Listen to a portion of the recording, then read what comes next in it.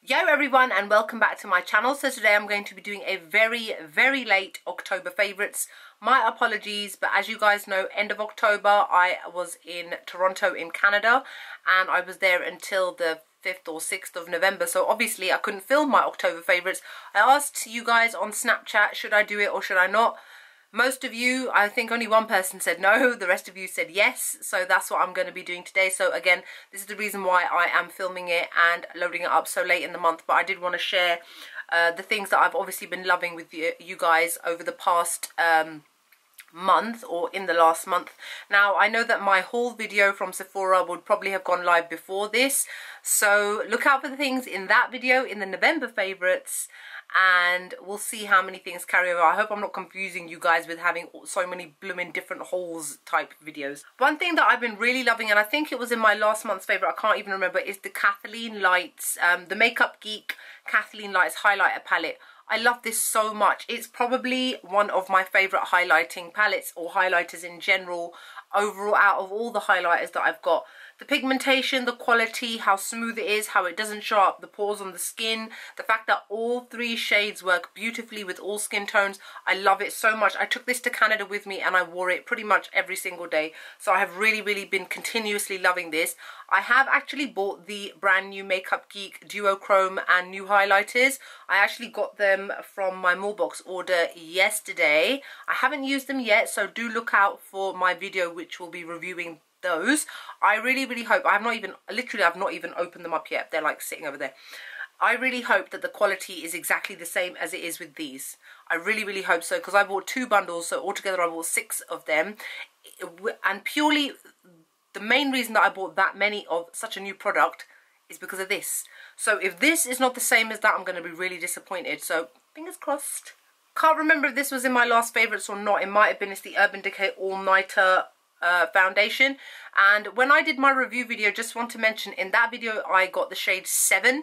Now I have bought the shade 6.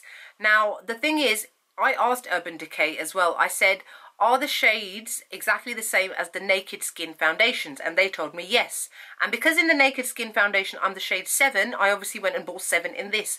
And it turns out that it's a little bit too dark. My tan had faded. It worked well when I had a tan, but it still tends to oxidize as well. So when I went and bought 6, and because it slightly oxidizes, it works perfectly on my skin. I used this pretty much throughout the first 2 weeks of October consistently, and I really loved it. And the only reason I stopped using it is because I then started using this foundation, and that is the Anastasia Beverly Hills Stick Foundation, and mine is in the shade Warm Tan, and that is the only reason that this kind of got bumped. So I really loved this, but then for the rest of October, beginning of November, I was using the stick foundation. I took this to Canada with me as well, just because it's so light and easy to take around, and it gives really lovely coverage. I will link my review to this and this below so that you guys can see everything in a bit more detail. The Urban Decay Naked Ultimate Basics palette, I have used this to death. I have used this so much. I'd probably say for the first 3 weeks of October I consistently used this. Now I've done a review on this which I will link for you guys to look at below, along with swatches and everything, and it is a completely matte palette. It's great. It's beautifully pigmented, 1 or 2 mist shades, but generally if there's only 2 bad shades out of like 12, then you can kind of allow it. Am I using this today? I am actually using this today. I'm using this in my crease because I'm using the Full Spectrum palette as well. So where the Full Spectrum palette is full of shimmers and this is full of mattes, that's why they work so well together. Because something like this, unless you like to use matte shades on the lid, I generally don't. I like to put something shimmery on my lid. So I've been using these in the crease and in the outer V, and then I've been placing a shimmery shade on the lid. Sometimes Colourpop metallic shadows I've been using on the lid, and a variety of different shades. So I've really been loving this. The Master Palette by Mario by Anastasia Beverly Hills. So this was a collaboration with Mario Dedivanovic, the celebrity makeup artist of Kim Kardashian. I did a review of this which I will link below. I have also been really loving this. It's an amazing, very warm tone neutral palette, so perfect for everyday kind of looks and going into nighttime looks as well.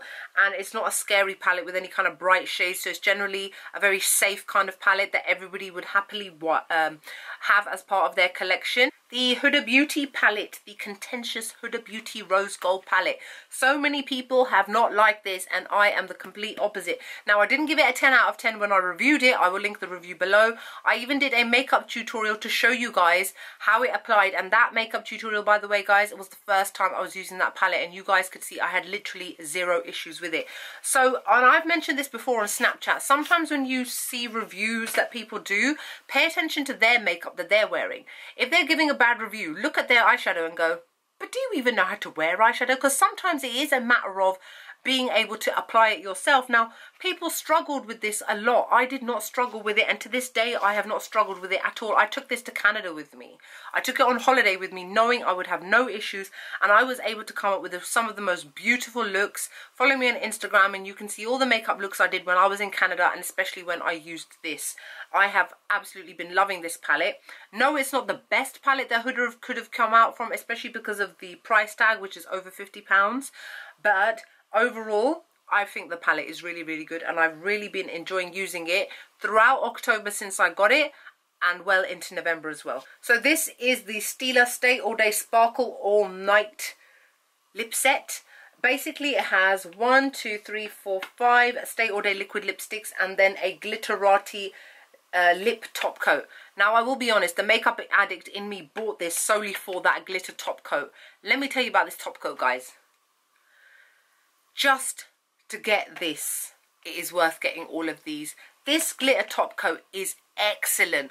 I don't know, for some reason, the Jouer lip topper in Skinny Dip, people seem to assume because it's called lip topper that it's like a glitter liquid lipstick. It's a lip gloss. That's it. With a different name to trick you all, because I got tricked. I bought it and I was like, it's a shiny lip gloss with lots of glitter in it. It's no different to any other shimmery lip gloss. So when I heard of this and I read a couple of reviews and I was like, I'm intrigued. So I bought this, and this is called Transcend, Glitterati lip top coat in Transcend, guys. Stila really needs to come out with this permanently in a full-size version. I would happily buy it again and again and again and again. It's amazing. It is literally a glitter liquid lipstick, a glitter clear liquid lipstick. So I'll give you an example. Now, one of the shades in here is Patina, which is like a classic neutral everyday pink to wear from Stila. It's a beautiful shade, works well with most skin tones. And then I put the glitter on top.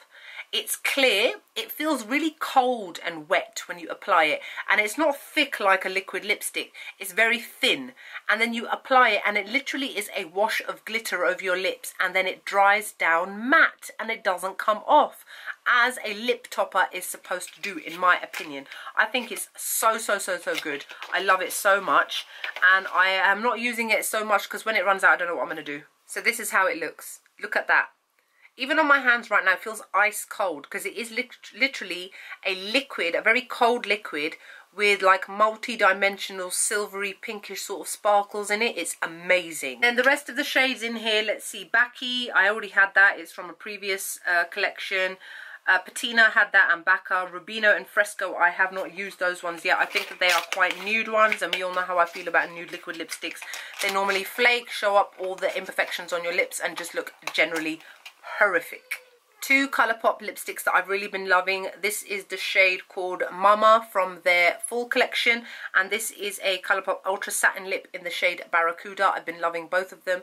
This one is a really gorgeous bright orange, but it's still a wearable orange. It's not too in your face and not too neon, and this one is like the right kind of everyday sort of smoky plummy, dusky plum sort of shade, but it's not too dark. It's still got a nice hint of pink to it so that you can wear it as an everyday kind of lipstick. Sorry about that. Any noise you can hear is the toddler in the house. We have a toddler in the house and she's not quiet.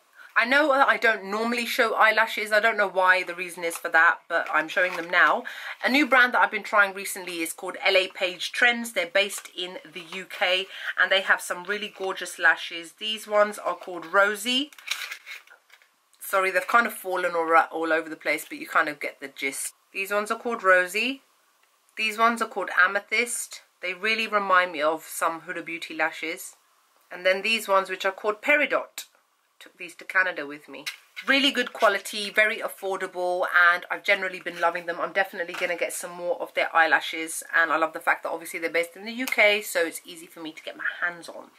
The Extra Dimension Skin Finishes from the In the Spotlight collection. I've been loving all 4 of these, and I'm wearing, which one am I wearing today? I'm wearing the one which is called Beaming Blush is what I'm wearing on my cheeks today. So I've really been loving these. I will link my review along with swatches below. I uploaded that while I was in Canada. You see guys, I got your back. Even when I'm abroad, I was uploading videos. That shows the dedication. Now, I did get a bit of makeup that I forgot to show you guys because I think I was just busy, so I kind of missed out a haul video, which I should have done. Anyway, in that one, I would have shown you guys that I bought the new Jeffree Star Lip Ammunition lipsticks, which is his basically normal lipsticks, which came out a good couple of weeks ago now. Now, I have bought 4 of them, and 2 of them are really good and 2 of them are not so good. So this is going to be kind of my regret section as well. Now, he released a lipstick version of Celebrity Skin, which is his very popular liquid lipstick. And it is exactly the same sort of colour, and I really love this. The matte shade, the mattes are kind of lumpy slightly. I'm not a really big fan of these lipsticks. This is Celebrity Skin. It looks gorgeous, by the way, when you actually wear it on your mouth. The quality of it was fairly good. It's not what I would look for myself in a matte lipstick. For example, I'm wearing Menace by Urban Decay, the Vice lipstick right now. It's a comfort matte. This to me is what a matte should be. Comfortable on the lips, doesn't get flaky, and it doesn't accentuate the lines on your lips and make it look too matte and too flat and 2D. So the Celebrity Skin one is okay. I've also got Unicorn Blood, but to be honest, I'm just showing it for the sake of showing it because I've not actually used it yet. But it's a beautiful deep red, blood red, like the brownish blood red, like the liquid lipstick. I think that this one will be okay. I also bought 2 of the pink ones. Now, I did see his swatches video, the swatches that he showed, and I was a bit dubious about the pink shades because he's picked 2 bright ones, which will probably only go very well with either very dark skin or very light skin. Anyone in between, it won't be so good. So I bought this one, which is called Jeffree's Girl. I accidentally squashed it with my finger and ruined it, but I will just swatch it for you. I don't know if you can tell by the consistency, but I find it quite lumpy, and it doesn't apply very nicely to my lips, and it accentuates my lip lines, and I don't like it that much. And then I found the same with this shade, which is called Starfish. I remember showing it on Snapchat to you guys in the morning. When I put it on, it looked amazing. By the time 2, 3, 4 hours later, it had all settled within the lines of my lips, started to separate, made my lips dry, made them flake during the day, whereas the beginning of the day, they were lovely and smooth. I think that this has something to do with the fact that it's this kind of pink, this corally sort of pink. Most brands find it very difficult coming out with this shade and it coming out in a good consistency. I've got an Anastasia Beverly Hills one, Sweet Talker, a liquid lipstick which does the same thing. MAC ones, which are like this, do the same thing. It's got something to do with that pink pigment that they put in there, which means that it doesn't really settle that nicely onto the lips. So I'm not really a big fan of these lip ammunitions. One more regret that I have, I've actually done a review on this, but I've just not had the chance to upload it, and I will do that soon, is the other part of the Stila Holiday collection, and that's the Starlight Starbright highlighting palette. It looks like this. I'm not a fan. Don't like it. Don't like the quality, don't like the squidginess, don't like the pigmentation. Generally, I don't really like much about this, so this for me is up. And I will load up my review so that you guys can see in a little bit more detail why I don't like it, rather than me just going, eh, it's not that good.